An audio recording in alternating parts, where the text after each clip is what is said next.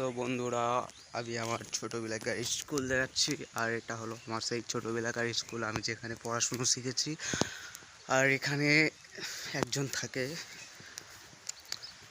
স্কুলটা অনেক আগেই বন্ধ হয়ে গেছে, আর এখানে একজন থাকে, তাকে এখন দেখাতে চলেছি। ওই যে বসে আছে মানা, মিস্টার মানা। তো দেখো কি অবস্থা।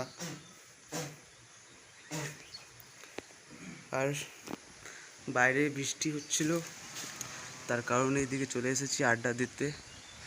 এখানে জায়গাটা খুব ভালো আড্ডা দেওয়ার। আর ওইদিকে একটা সাইডে রুম আছে, রান্নাঘর, ওখানেই বসা যাবে, চাপ নেই। সো মানা, তুমি কিছু বলতে চাও? তোমার ভিডিওটা এখন সোশ্যাল মিডিয়াতে যেতে চলেছে, কিছু বলবা? কিছু বলো।